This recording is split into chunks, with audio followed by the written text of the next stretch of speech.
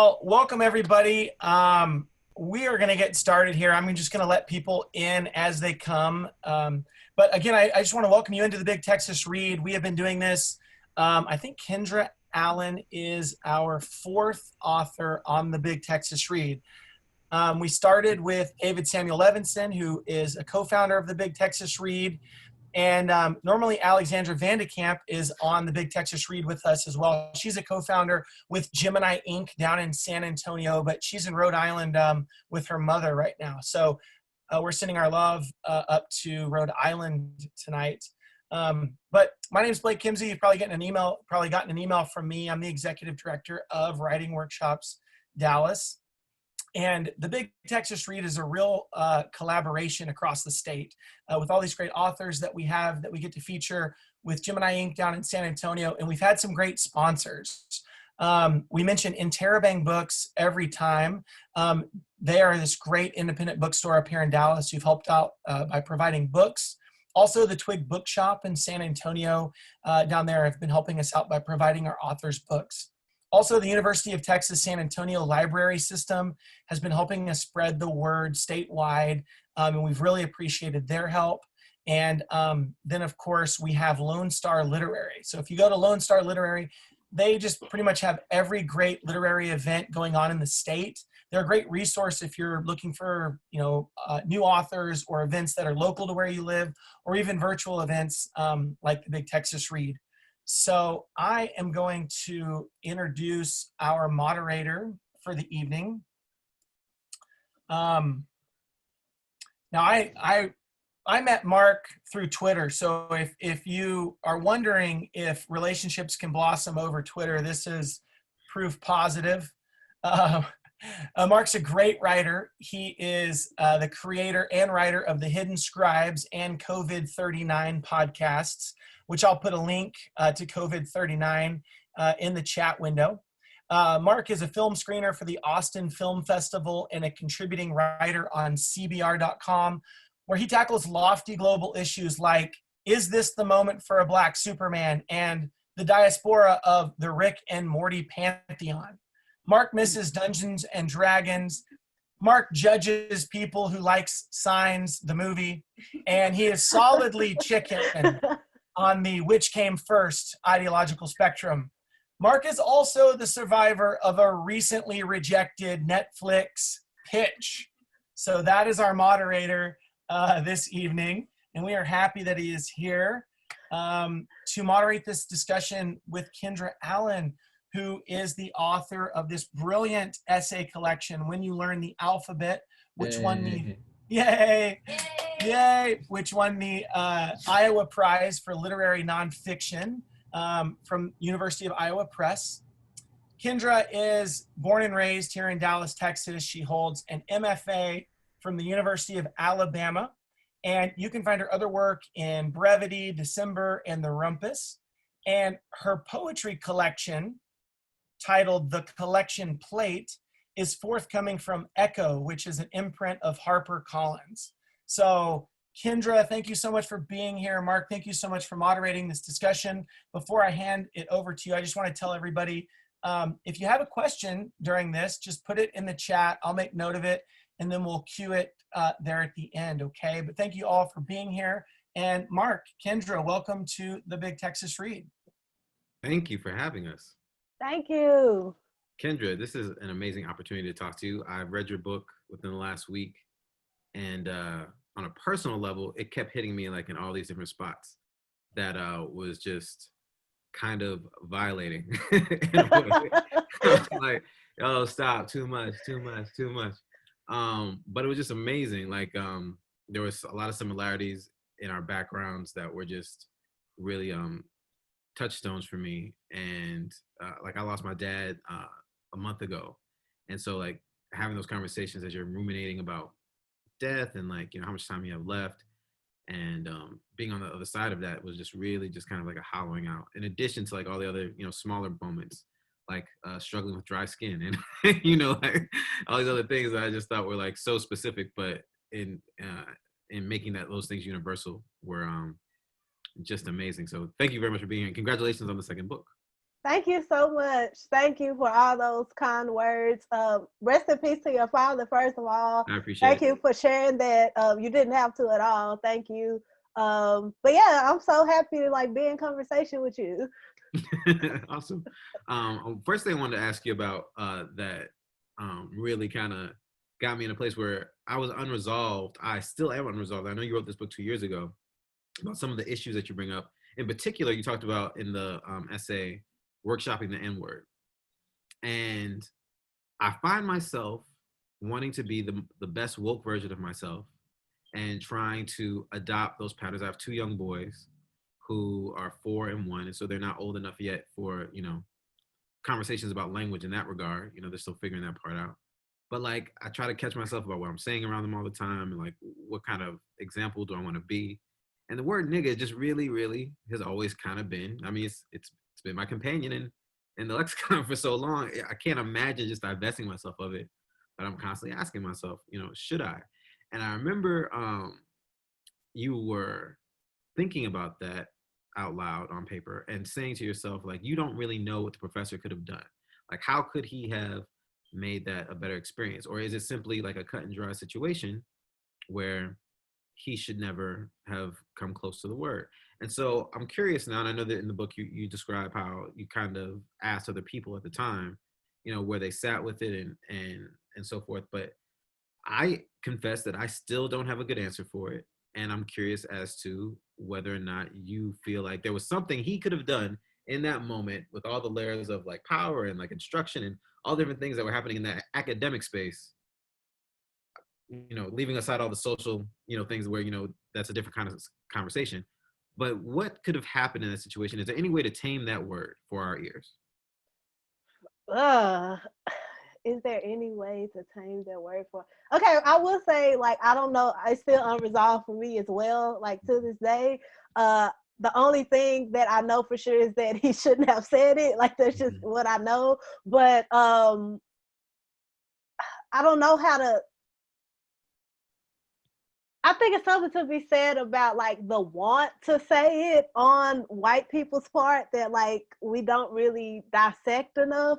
Like, it's a urge or like a desire that I could feel from him all the time in class, where like he just wanted to say it, and he would go out of his way to read things that actually said it, or he would go out of his way to like assign text that said it.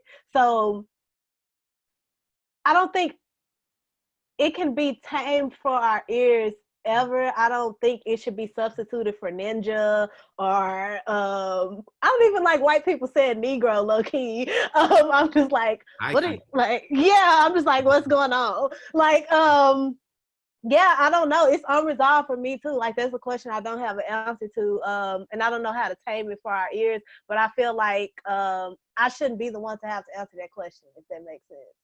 Mhm. Like, yeah, I don't know. I don't even have an answer for that question. That's a great question, and you coming out the gate hard on me, and I feel violated.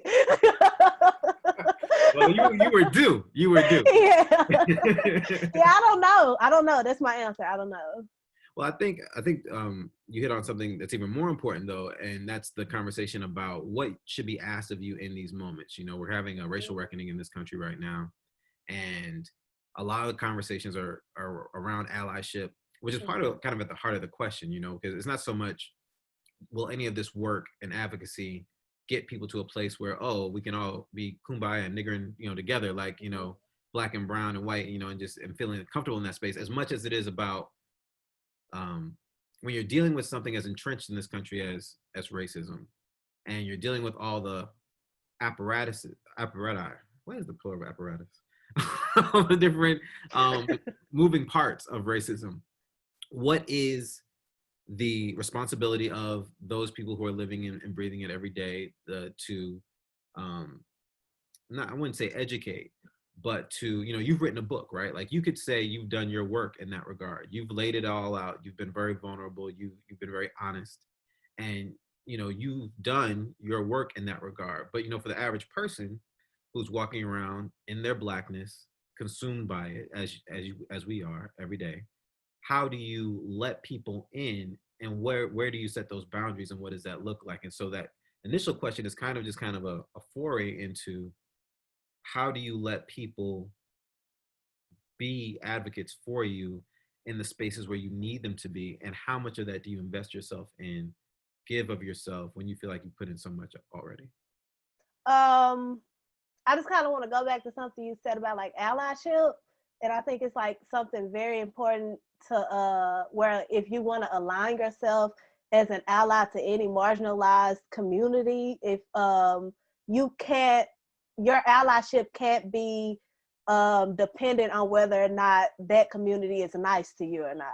And I think that's a lot of where the disconnect comes from when we talk about like race, and we talk about people who like just teach me, or I want to learn, or what should I read, or what should I do as a Black person, where is my position, but also as like a non-Black person, what is my position and what should I say to you as a Black person, that like where's the middle ground, if that makes sense. And you shouldn't expect Black people to be nice to you to get you through that situation. I think that's what my problem is a lot when I see I'm rambling. I'm about to start ranting, and I'm trying to like collect my thoughts in my head before I start ranting, and I talk for 5 minutes and nothing was said. I love to hear a rant. I feel like that's content. That's my number one thing. You can't expect people don't have to be nice to you for you to be an ally. If you're truly an ally, whether you're being treated nicely, if Black people don't want to like inform you and they say go do the work yourself, that should be that. Like the onus shouldn't be on us. But also for Black people who is like for me, I need to say for me, I wrote this book and I don't feel like I did the work at all. I feel like I was like surface level. I wish I could rewrite a lot of this book if I'm actually being honest, because I didn't have the language, I didn't have the words that I wanted to say, I didn't have the theory that I kind of have now, or like the politics that I kind of have now. I didn't know how to put that in words when I was writing this book, and I wish I can go back because I don't feel like the work was done. But I listen to people, number one. I think you should listen to everybody. You should listen to people when they tell you things. It shouldn't be but when people tell you something. It shouldn't be any gaslighting going on when somebody tells you something. Yeah, that's a hard question too. The work for me is never done because I'm always learning more and I'm always listening. So I would never feel like, hey, I wrote this book and it talks about race a little bit, and like what else do you want me to say, because it's things all the time. Think about like Black trans people who are dying at like a constant rate that we never ever talk about. I wish I could go back and write about that more because I really do care about those issues. Because race is not racism, I should say. Racism, it's all a construct, but we live in it. So like racism is not just one-sided, if that makes sense. It's intersectional, and I wish my work is always trying to find the intersection, and until it's like never ending, really. Yeah, I don't know what I just said again, but yeah. Well, no, I think you hit all the points I was trying to highlight, but I also think, you said that you would rewrite it today, and I think that well, at first I was wondering, like, did you mean like from a writing perspective? Because you feel like the agony and the painstaking meticulousness of every word. So I was like, nah, man, I don't think you should touch that. I think you should leave it alone. But like, as far as hitting on certain themes, I don't think that, any work that's written about any issue at any given time becomes obsolete 10 minutes after it's published. At the pace that the world goes, right? So yeah. I think anything you write is going to be a window into the time that you wrote it, right? Like nothing has to be the definitive work on X, because there's no such thing, because like you said, you're always going to be learning, right? So my question, I guess, was more so, and you answered it to a certain degree, not so much like addition by subtraction, but what kind of things you'd like to enhance, and what kind of things you would feel like would serve a place in what you wrote.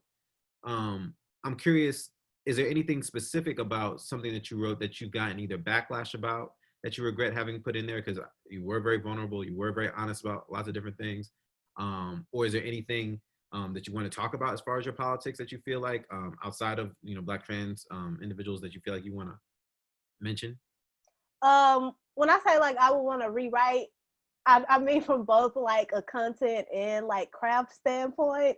Um, yeah, I haven't like really read the book maybe like once, or like if I'm doing readings, I'll read it again. But when I go back, I'm just like, Kendra, like, come on now, like you have an authoritative tone right here where you don't need to have one. You don't have any authority over what you're talking about. You can like possess more empathy here. You can rewrite the way, the structure, the form of this.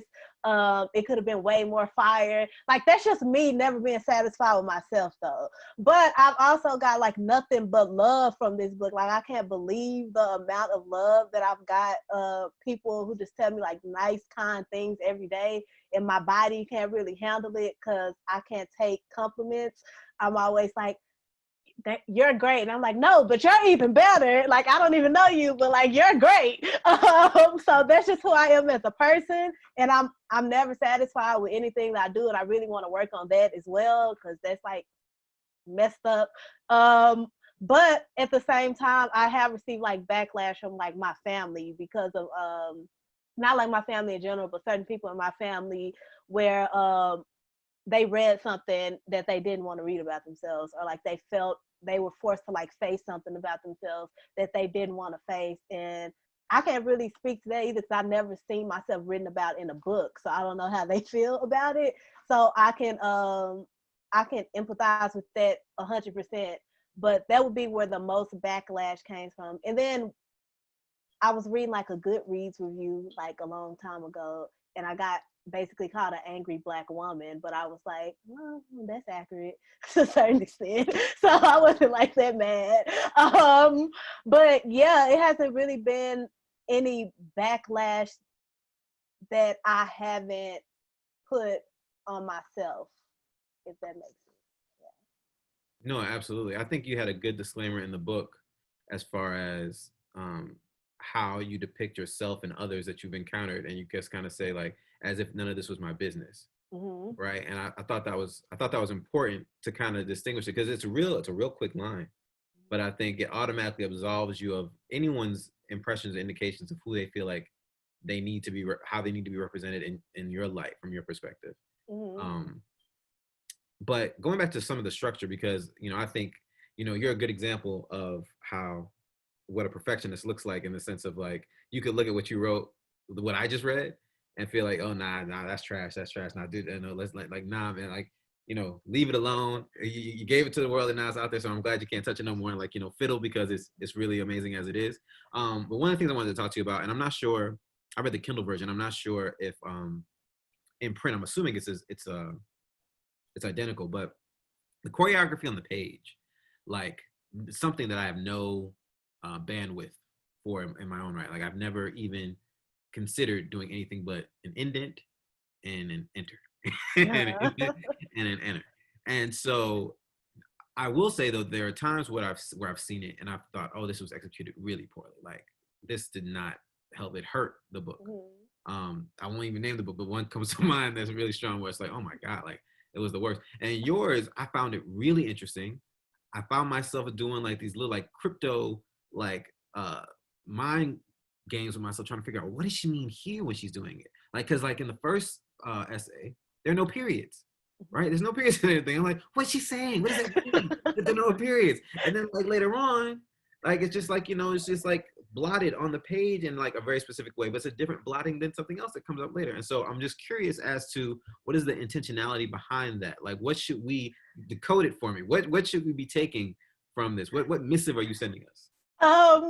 Okay. I do have an intention with everything I write. That's my disclaimer before I say what I'm about to say. Okay. But I promise you, it's not that deep. Like, it could be as deep as I'm making it, I'm sure. But I gotta know, like, what is it? The punctuation thing in that first essay, Dark Girls, was very intentional. Because I just didn't like how most things boil down to I don't like how it looks on the page. So periods, and I love commas. I can do commas all day, but sometimes like my thoughts in my head don't ever end in a period. So I don't I want that to transfer to the page as like swiftly and as clearly as possible. So that was my intention with that, because something is connecting if it's no punctuation. Right. Like something is connecting at some point. But even with but I'm also always thinking about rhythm. And another disclaimer, I think I'm a rapper in my head, so I'm always thinking about how to connect themes and double entendres and things like that. So I'm always thinking about that. And I think form and structure for me is really trying to build like a rhythmic pattern in my work. Mm-hmm. I always want rhythm is like my favorite word. And I'm always trying to like build rhythm in my work. And for me, sometimes punctuation takes away that rhythm. Sometimes sentences are too long or too short for me. Even when I read like books, I can love the book, but like if it's too much stopping, it's like why I can't watch football, because they stop too much. I'm just like, why do y'all keep stopping every 5 seconds? What's the point? I can't, like, it won't hold my attention like that. So and I also never ever want people to be bored when they read my work. And I always think of writing as like something I love and like a craft, but I also think of it as like entertaining. It should be entertaining, whatever you're reading, taking time to read to a certain extent, even if it's informative. You should have like a good time reading it. You don't want to read anything boring. I think for me, punctuation and playing with structure, playing with the tab mark. I'm the opposite of you. Like my mind is always no indentation, no I'm thinking of line break more than indentation. That's what I should say. So I think like we writers in general can like push more with how we write big chunks of text on the page, because I don't want to read all that sometimes. And that's me being lazy, but also like sometimes it's not necessary, if that makes sense. No, absolutely. As a matter of fact, it's like, I don't know if you've written any screenplays yet, but it's definitely like one of the things they tell you all the time, like, break up the page, equal parts white and black, blah, blah, blah. I took a screenwriting class before, and he wrote like, oh, all my notes were like,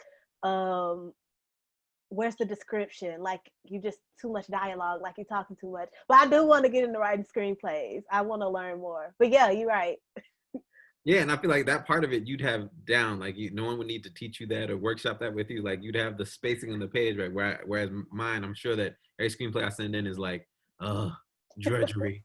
But you pitching to Netflix, so you good. Rejected, but yes. Look, yes, rejections count. Yes, absolutely. I will take all the kudos for having the balls to do it, but yes, that is not an accolade as much as it is a survivorship. It's an accolade. I'm writing Netflix rejected me. Absolutely. You have a big piece in the book that talks about the Black feminist movement, or at least really does a lot of work in distinguishing it from the white feminist movement. And why does there need to be two? Why does there need to be, by virtue of circumstances, this delineation between them? And you do the same thing with Pride and Black Pride. And I'm wondering, we're in this really interesting moment right now where Cardi B, because at the time you wrote it, she wasn't quite what she is today. Yeah. And like, WAP is getting like, all of this amazing attention. Like politicians are actually spending time talking about it. And I find it to be a very curious thing. I don't know what that is. I don't know what that means or what we should discern from that specifically. I don't know if it's because she's made herself politically adjacent, in how she's stepping through the world. But I'm curious, as that has taken on, this life of its own, and we find ourselves in this Black cultural movement, what you would say to the things you wrote then and where you see that today. Have you progressed in that? Have you regressed in that? Do you feel like it's been like static in your journey? Like what would be a commentary about that? First, I just say that politicians are talking about it so much because they look amazing. They just don't want to say that they enjoyed this video, so they're trying to like they look amazing in that video. So that's my little thing on that. But I wouldn't say like my politic with that has really shifted much. I will say that the world has a problem when Black women specifically center their selves, when they center their own pleasure, when they center their own autonomy over their body. It's always like a big, huge issue. But the world also loves over sexualizing us. So it makes like make it make sense, in the words of Monique. Make it make sense. Great moment, one time. Yeah, like that blows my mind a lot. Where like you see us as nothing but sexual objects.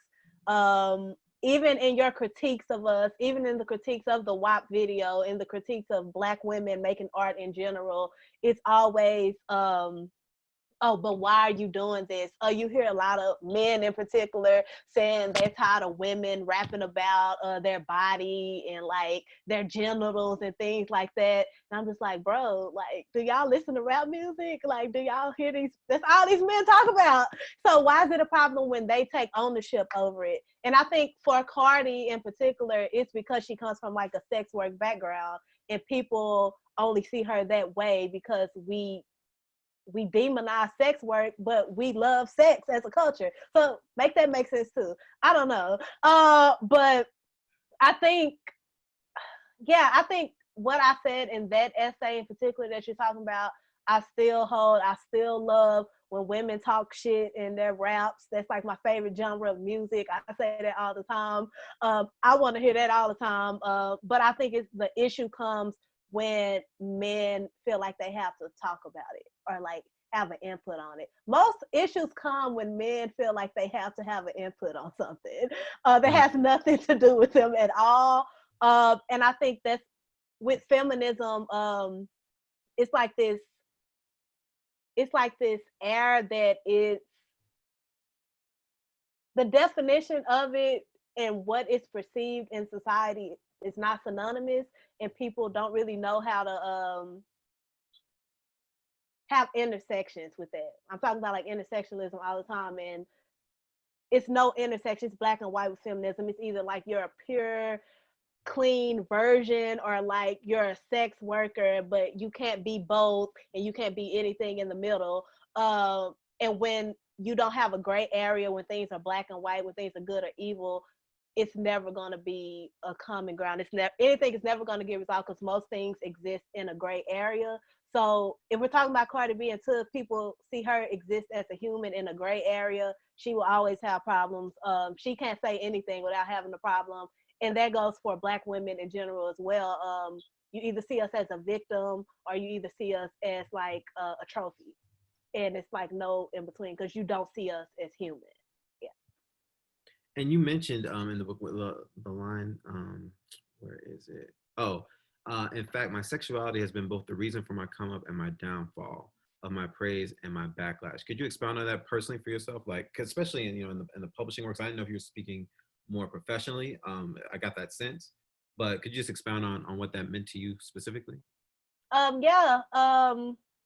It's either I grew up in like my great uncle's Southern Baptist church where like they preach women gotta wear stockings, women gotta be quiet, you gotta stand up when the pastor comes into the sanctuary. It's just like all this antiquated, like low-key adjacent to like bondage kind of rhetoric that's always going on.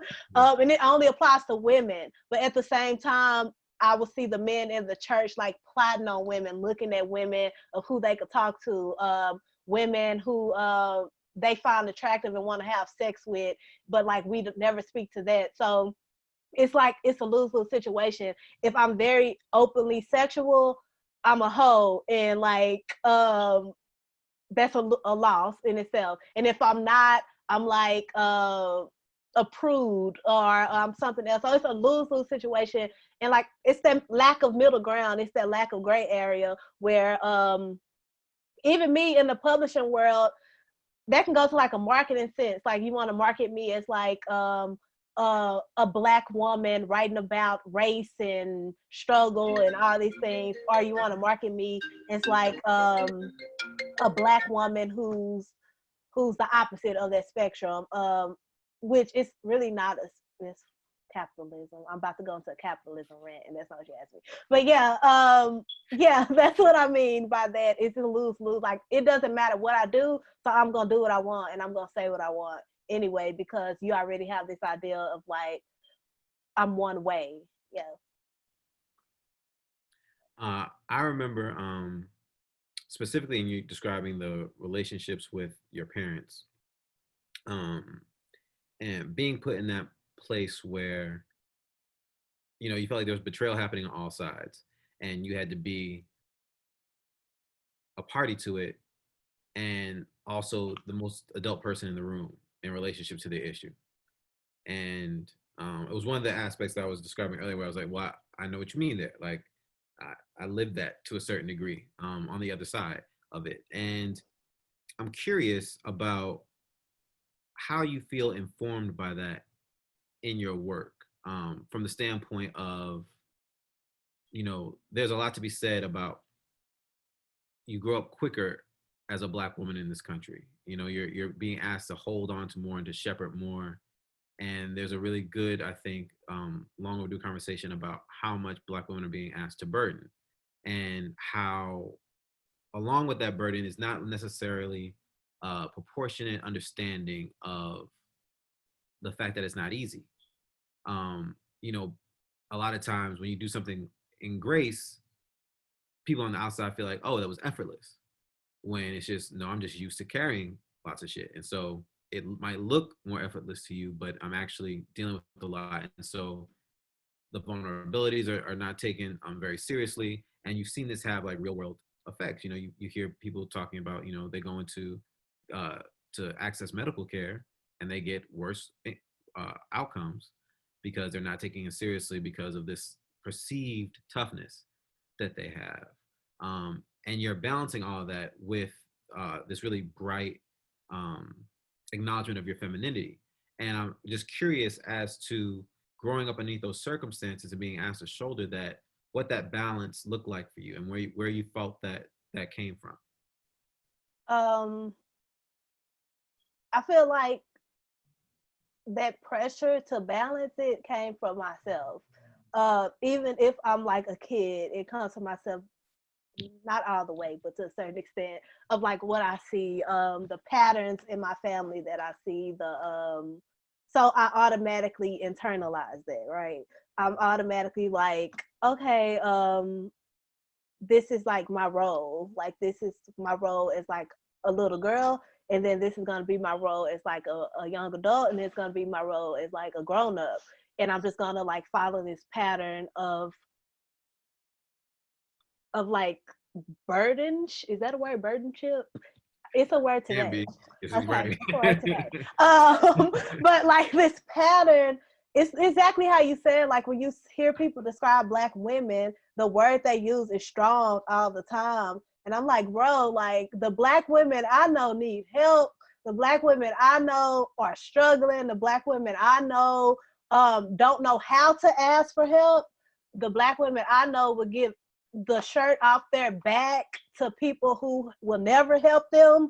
So I think seeing that growing up with my mama, with my granny, with my aunties and things like that, I always was just like, nah, cuz not me. Like, something in my head clicked that it was like, I gotta like break a pattern, and like I have to have boundaries. And I think therapy taught me about boundaries 100%, that I could have boundaries. And I think a lot of times Black women don't know that they can have boundaries because they're born into like this servitude and like this service of the men around them, the children around them, and they don't know that they can say no. And they know that if they say no, somebody will suffer because they say no, and then guilt comes on you, and you just feel like really sad and really bad that like you could have helped, but like you didn't want to. But you have the right to say no. You have the right to not want to do it. And I think that situation with like my parents like taught me that for sure. I was like, I never want to like be in this position. Right. Yeah, I never ever want to like I would carry the burden for my mama as a kid for her to not feel it. And I know that she's carried burdens for somebody as a kid for somebody else to not feel it. So I'm just saying like this generational pattern. And yeah, and I was just like, nah, I don't want to like deal with that. I want to break that generational pattern, but it's like way easier said than done. Yeah. I don't know how to do it, but like I'm actively working to do it. Right. I know that we're gonna let other people get in here, and I could do this with you all night. I'm not even like at a third of the way through my notes, but I'm with you.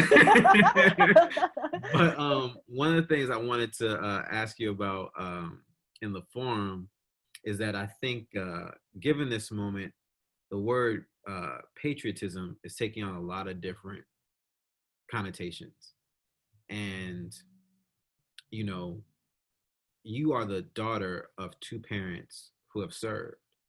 And there's this really powerful moment in the book where you talk about you come home and there's an American flag in the garage and you took it down and you put it underneath the car, right? And I really felt you in that moment. But I also feel, there's this whole conversation about leaving America, right?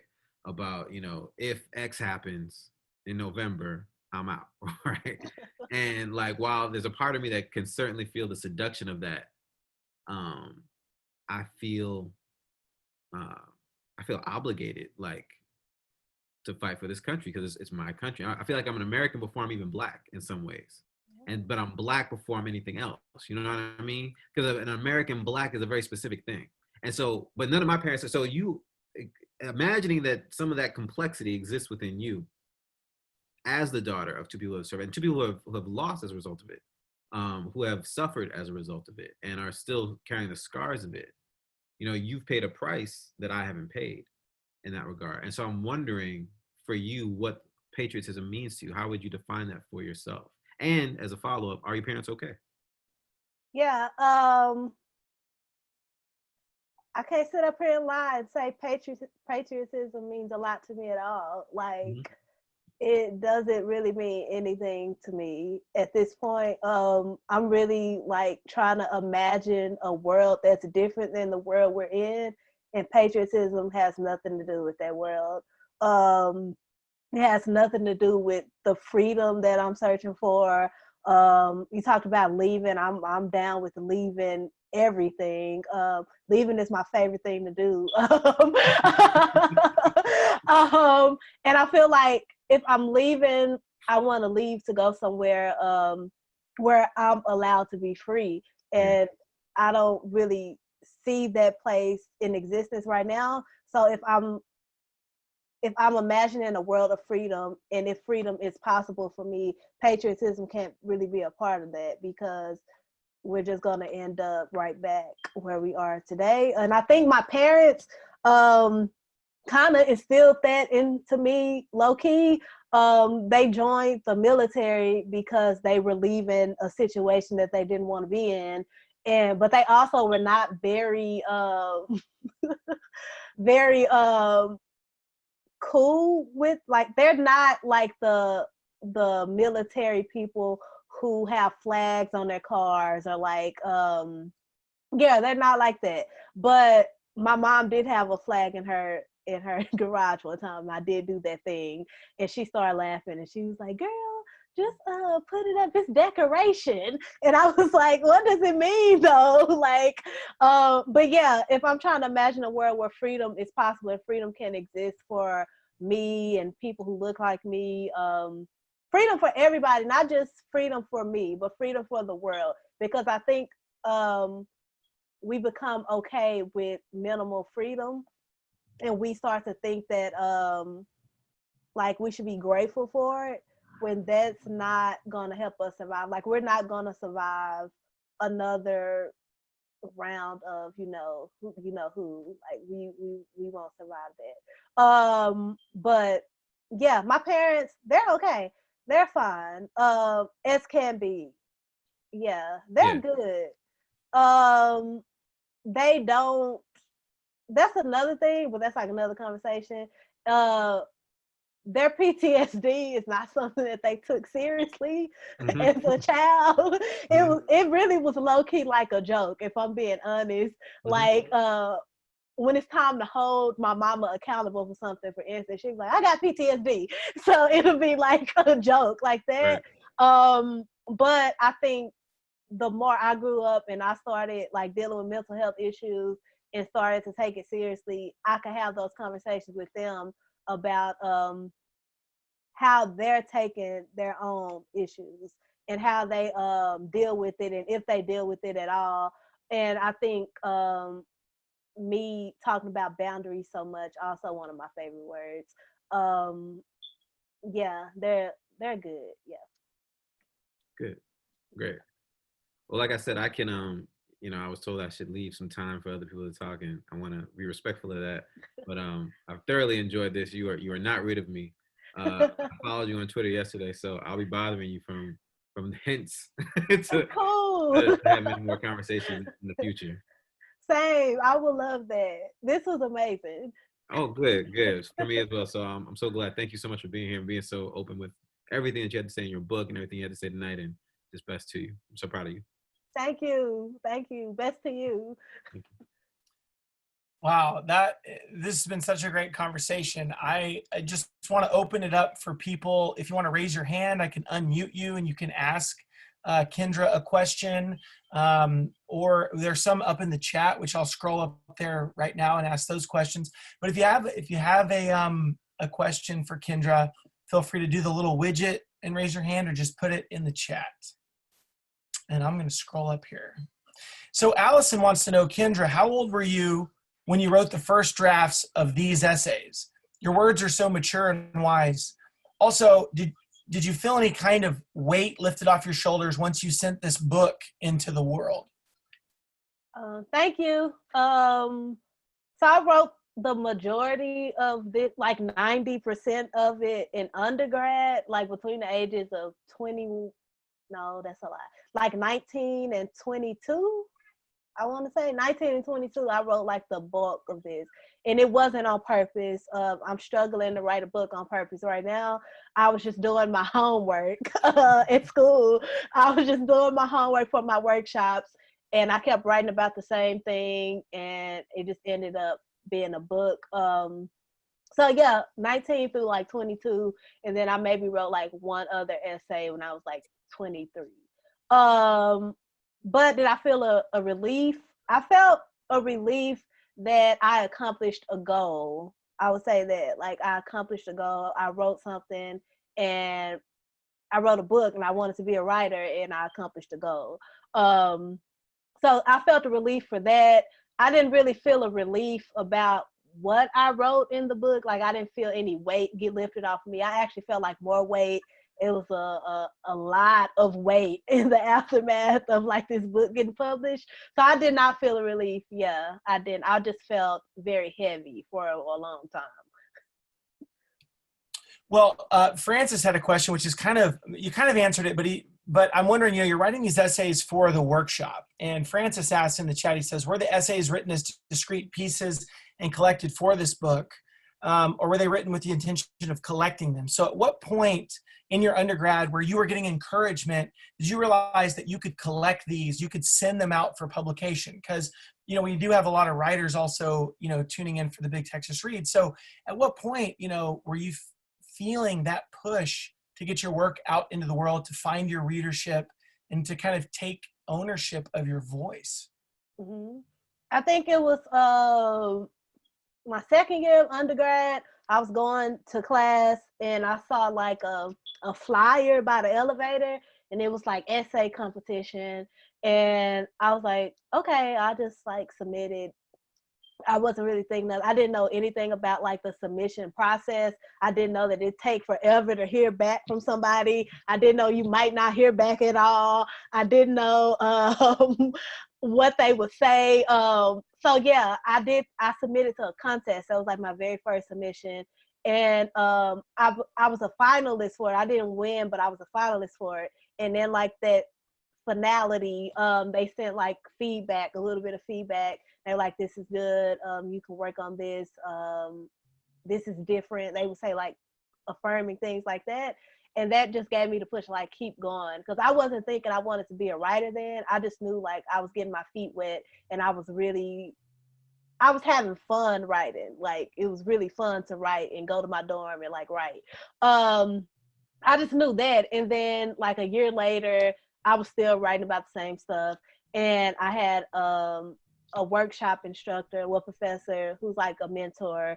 And she was telling me, hey, you know, like everything I wrote, she was like, you should send this here. She'll give me like different places to submit. And I was like, okay, but why? And she, and I didn't know like you can get paid to do stuff. She was like, you should pitch this. I don't like pitching anything. I hate it. It's the worst. But like she would like give me information on that.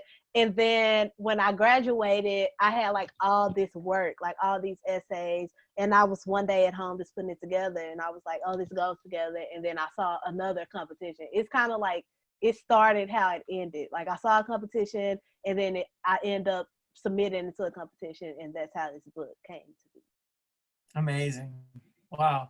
Well, you said rhythm is one of your favorite words, right? Or it is your favorite word. It is. One of mine too. Yeah. So I can imagine the influences on the work come from all over, come from the page, come from the radio. So David asked, who influences you? Which writers or artists? Yeah. I'm mostly influenced by music, like songwriters. I'm always like, that's my go-to. I love to read too.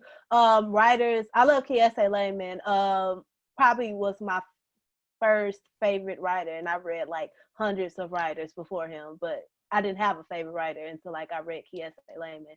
But I love Amy Winehouse. I love Amy Winehouse. Like I just read her lyrics sometimes, and I'm just like, bro, like come on, like the world just failed her. It makes me so sad when I think about it. But Amy Winehouse. I love Jamila Woods. Jamila Woods is fire. Black. I grew up loving Lil Wayne. That was like my go-to. Lil Wayne taught me about metaphor. I didn't learn metaphor in class. I didn't learn metaphor in English class. It was Dwayne Michael Carter. And I would be listening to Lil Wayne, like, how is he putting these words together? And that, I would say, like, listening to songwriters cultivated like my writing style, but like actually reading books taught me how to do story. Okay. She has a really dope acknowledgement section at the end of the book that includes like dozens of writers, dozens of hip hop artists, dozens of musicians. Like I made a playlist based off of the music suggestions that I'm gonna listen to later. And she also put me onto a lot of writers that I hadn't heard of or checked out before. Some of them were really similar to mine, but so for whoever asked that question, if you go to acknowledgements at the end of the book, like there's a really good list that you could just probably pull from as well. I'm smiling so hard because that's like my goal in life is to get Spotify to hire me to make playlists. You said you did a playlist. Just yes, thank you. Yeah, it was cool. Bajo asked, so in terms of like, so you're talking about your influences like from Lil Wayne and then from books and stuff. So where does the pagination come from? Like Mark asked a question about, you know, between the Kindle and the physical book, you know, like how, if it was the same, and I know from your conversation about punctuation, you know, Emmy Perez was our guest writer on the last Big Texas Read, and she's 2020 Texas Poet Laureate, and she was thinking about like just capitalization and how, and like the kind of the colonial nature of the capitalization, how it can take over the meaning of the word simply by capitalizing it. So when you're thinking about punctuation, can you also talk about the pagination? Mm-hmm. I'm thinking about songs again, like it's songs. I always think about songs. I never want to drag something out longer than it has to be. And I think I approach the page that way. Like when I'm done, I'm done. We finna move on. We finna press this space bar. We finna press this tab bar. We finna go to the next page. And I'm thinking about dominoes and like when I was young, My family would like play dominoes all the time. They had like powder on the table. It was so extra. You didn't need powder to play dominoes, but whatever. They would be playing, and when I was little, I used to think they were like building shapes. I didn't know what was going on. I just thought they were like building stuff. And when I learned how to play, I realized that, of course, that's not what's happening. It's actually math, and I don't want to do that either. I would, when I thought they were building things, I kind of think about that when I'm playing around with the page, how I can make it stand on its own, how I can make like a Lego block, kind of like that. And if like a sentence is all I need to say to like release a breath or like to stop the rhythm and like build on a new flow or something like that, that's what I'm gonna do. So that's how I think about it. So was Sarah asked, you mentioned Lil Wayne, but was he your first favorite writer? Because he was teaching you metaphor. Like, who is your first favorite writer? Dang, it might be Lil Wayne. Let me think 1 second.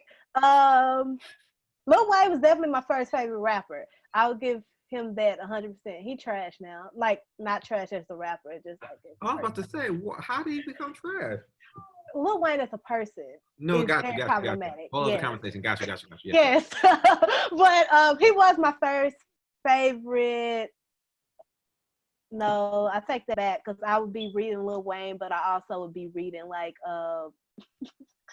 this is dumb, like B2K lyrics. Or like y'all might not even know who B2K is, but yeah, I would be doing that in conjunction with like Lil Wayne. So yeah, I would say Lil Wayne. I just didn't want to give Lil Wayne that, but I have to give him that. He was my first favorite writer. Okay. Wait, was B2K Omarion? Was that, who was it? It was Omarion. Yeah, okay. Yeah. Didn't he try and peel off like Justin Timberlake? He was like, you B2K. They had this song called, it was like this bonus song on their second album called What You Get. If you can go on YouTube and listen to the song, I thought this was the greatest thing ever in life. But it's not that, it is good now, but it's not as great as I thought it was. Okay. That just shows how we contain multitudes. You have yeah. Lil Wayne, B2K. Doing equal work. Yeah. That's great. Let's see here. Donovan has a question. He says, I'm curious what you define as allyship to be. It seems to be Donovan says, it seems to be an abstract term that has different interpretations based on a person's identity, not some third person perspective of definition. I mean. Allyship for me is like fickle, like it's hard for me to believe in people saying that they're an ally to Black people. And I'm not even being dramatic or like over-exaggerating, but you really have to be willing to die for me in order for me to believe that like you're a true ally. I don't want your allyship to end when like we're on the street and getting arrested. I don't want it to end there. You have to be willing to sacrifice your body over mine because that's what it's gonna take for things to like stop. Yeah, that was very dramatic thing to say, but I really do feel like that. Okay.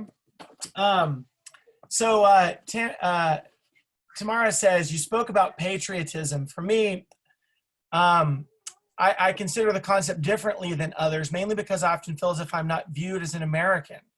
Does not feeling American play into your feelings about patriotism? If so, how much of an influence does that play into your writing? Yeah, I'm not even sure if I feel American. That's a great question. And I think that confusion plays into my writing a lot of not knowing the ramifications of being American, being a Black American, being a Black woman American. Yeah, it plays into my writing a lot. The confusion of it does because I don't have the answers about how I actually feel about it. I just know that like this America that everybody seems to love and like revere is not the America that I live in and exist in. And I also think there's something to be said about who we put in powerful positions in America. And I don't think like America is honest about how what we're dealing with now in terms of like presidency is kind of what America deserves. I don't think America is is honest about all the things that built up to this and the role and the complicitness that is played into where we are now. I think we look over a lot of stuff, kind of like dysfunctional families. We look over a lot of stuff until it blows up and then we can't do anything about it. Yeah, and I think that confusion and that kind of fear and sadness that coexist in my mind about it comes out in my work more than anything. Yeah. Okay. I want you to talk about Dallas a little bit. Like what like how you rep Dallas, what you think about Dallas, how it factors into your work, and maybe even the 2 books you're working on right now for Echo HarperCollins. Yeah, I love Dallas. I think Dallas is like the greatest place. It taught me like literally everything. All the things I love are from Dallas, of course.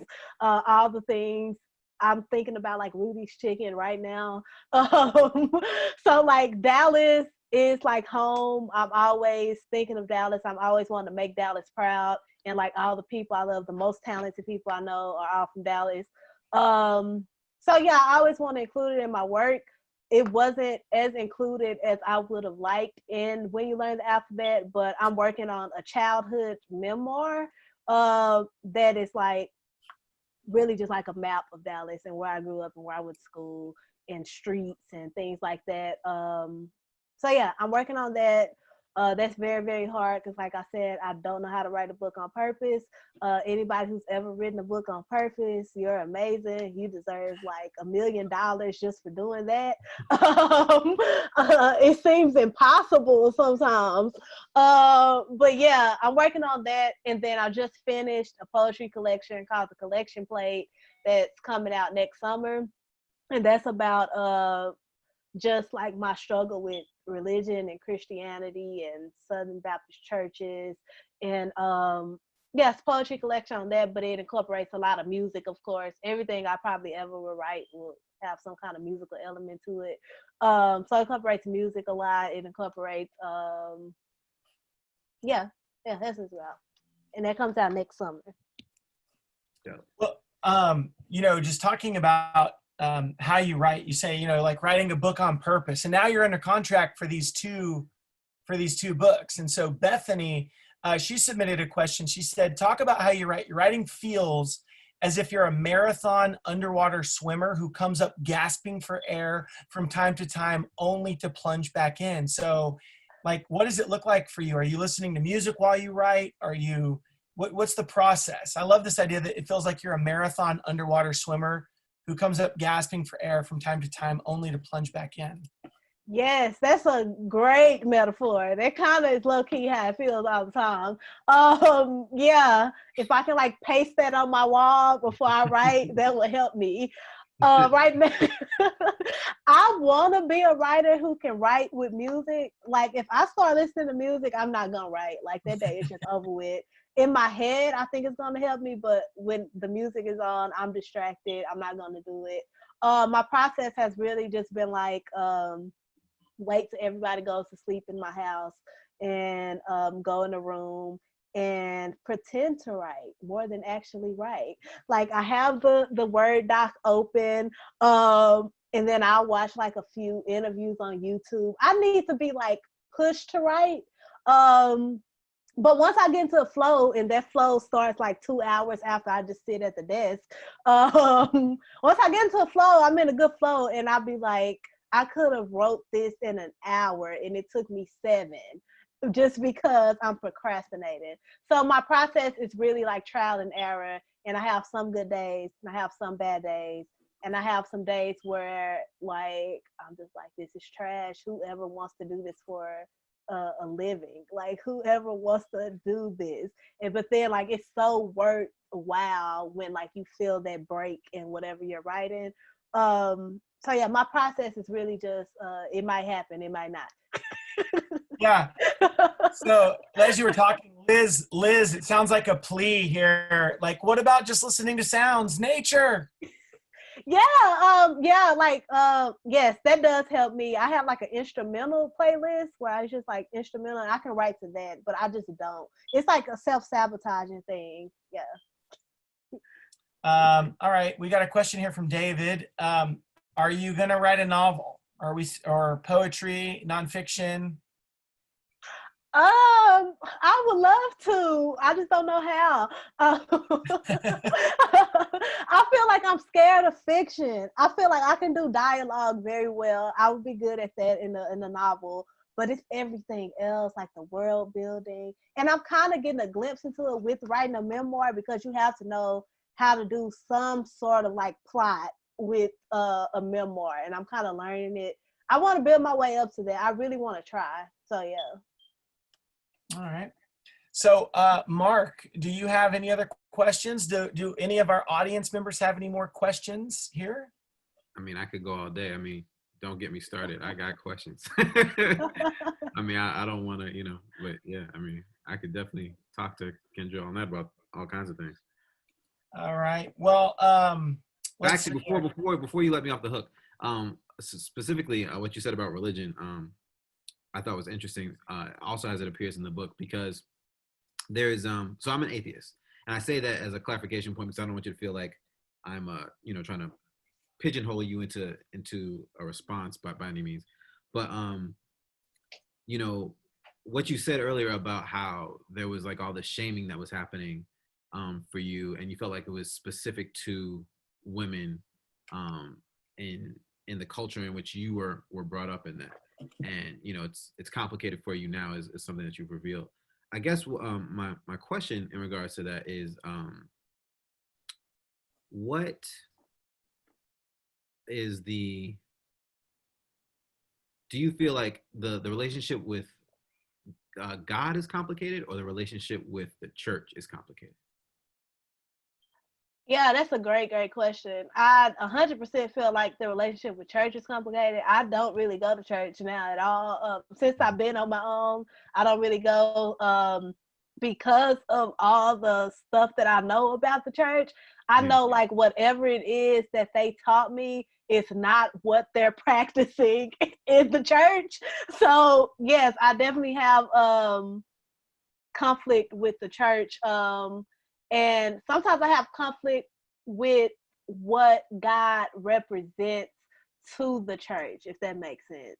Because sometimes it feels like the people in the church want to play God sometimes when it's convenient. I know that like I believe, but I don't know but I know I'm not who they say I have to be in order to be loved, if that makes sense. Yes. Mm-hmm. Yes. But are you in what you just said though, does that make your relationship with God complicated in the sense that if God is this thing that I've been taught they are, mm-hmm. then am I aligned with that? Mm-hmm. Ultimately, is that how you feel? You feel like, or are you past that? Or you feel like, well, they're just probably wrong, mm-hmm. and God isn't that way, or like, where does that sit with you? Yeah, I think at first I was that way, where like I had confusion about it, but now it's just like, so nobody knows what they're talking about. Not even just them. Nobody knows what they're talking about. I feel like I am becoming okay with who I am as like an adult more every single day, and like knowing myself and being like self-aware to where I can just take the bits and pieces that I want to take, which is what everybody does anyway. Right. Yeah, like that's literally what everybody does. But yeah, I think I'm still confused about it, because sometimes it's like because I've been raised there so long, I went there like 4 days a week for like my entire childhood until I was able to leave. And I think like because that's so trained and ingrained in my head that it's taken me a long time to unlearn it, if that makes sense. Yeah. And I'm like slowly unlearning it every day. Like I know I don't want to go to church. Like I know that, but I also don't know how I feel about I know I have like a relationship with the God that I've been trained to love and like believe in, but I don't know how much of it is separated from my mama and from me, if that makes sense. Mhm. Yeah. I feel like I didn't answer that question, but No, yeah. you did. I mean, you answered it for me. Yeah. Yeah, yeah. Well, Baggio asked a follow-up. So, the complicated, thoughts about how you grew up. I mean, I grew up in the Baptist church too, and it scarred me. I mean, I went around for, gosh, a whole year when I was 5 to 6, just saying, I love God and Jesus, but I hate the devil. I love God and Jesus, but I hate the devil. And so I had that kind of complicated relationship too, but it just worms its way into my writing, because I can't detach it, culturally Christian from where I grew up. But Baggio wants to know, I guess, where was that? Yeah. So the role of spirituality, how does that play into your writing now? Mm-hmm. I think it plays to my writing because I'm trying to figure it out. Like the collection plate is literally about me trying to figure out what role does spirituality play in my life through my writing. Yeah, I don't know. It's like I'm just figuring it out. Yeah, sorting it out on the page. Mm-hmm. Yeah. Okay. Well, you know what? I totally forgot to ask you to do a reading at the start. Maybe we can finish. It just slipped my mind. Do you have a favorite section that you'd like to read, or does an audience member want to make a suggestion where maybe we can do a reading to end the Big Texas Read tonight? Yeah, I'm down. Anybody have anything they want to hear? I got notes. You would, Mark? I see something in the chat about American marriages. Yeah, 1718. Okay. Good call, Stacy.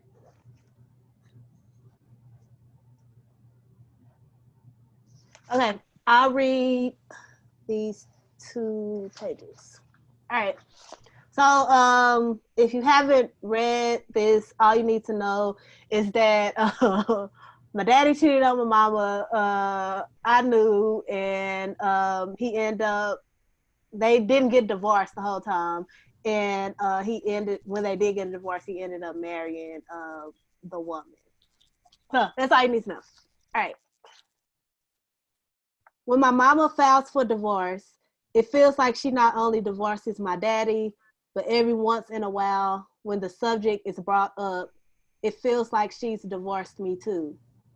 She looks at me differently, like I'm guilty. Since I was a child, I've never not felt guilty. She hasn't forgiven me, so she likes to say things to me that make me cry. It'll come at the most random moments, but they come in swinging. I never said sorry. I later tell her I shouldn't have to.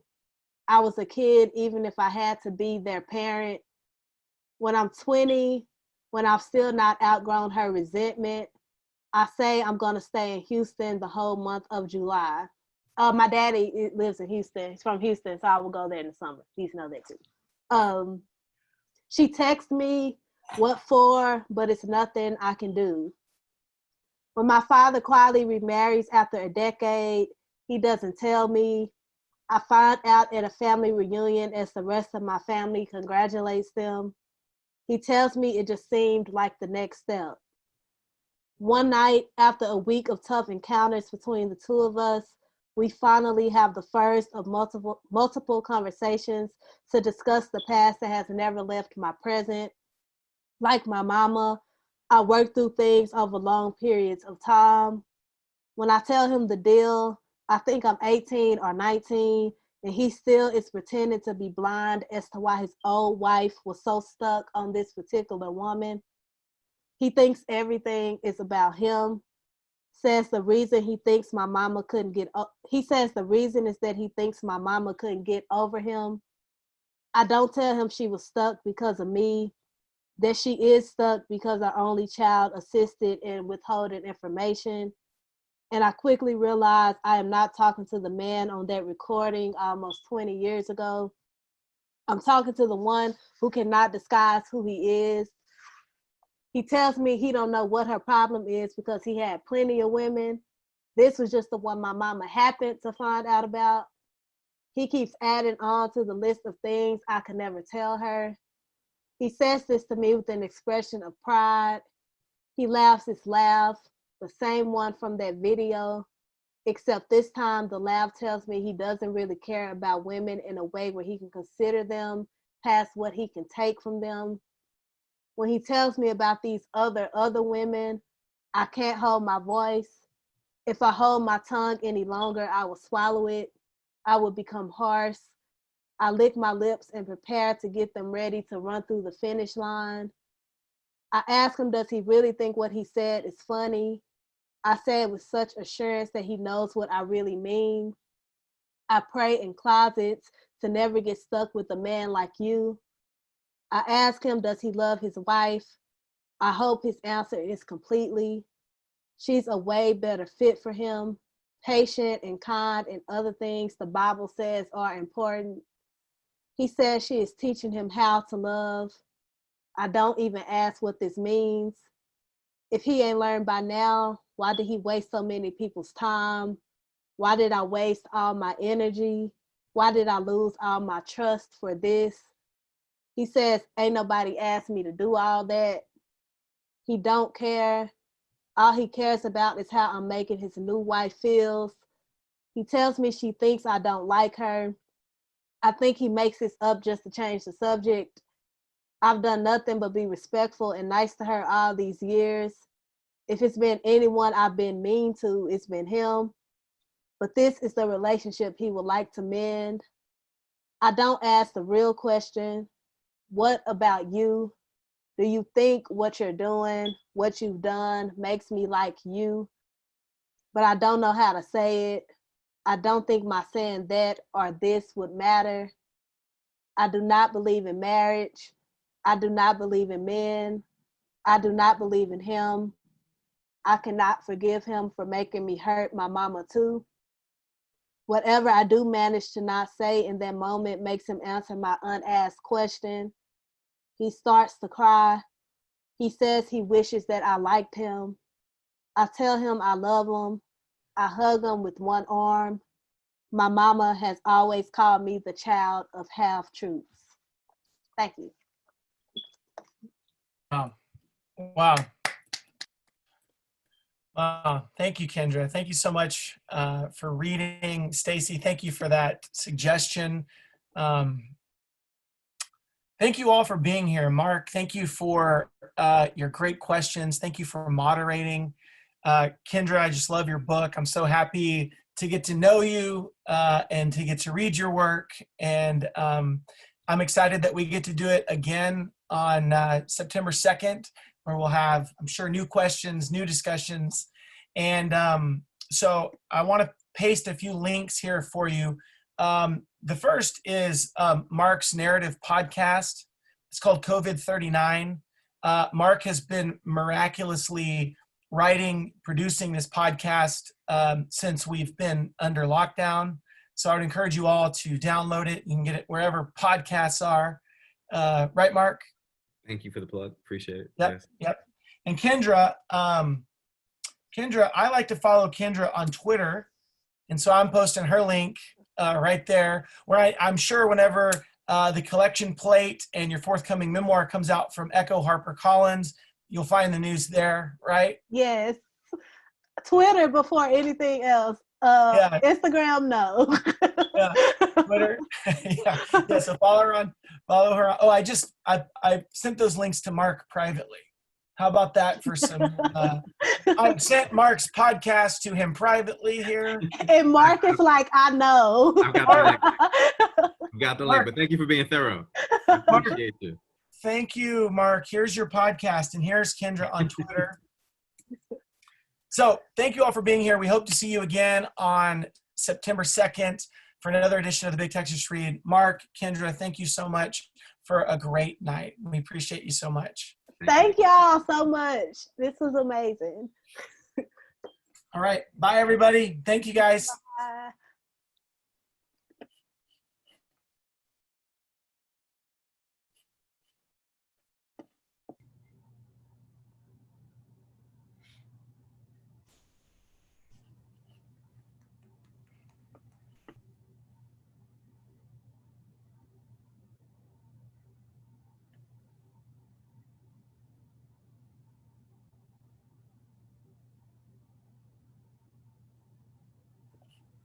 Oh, Mark took off.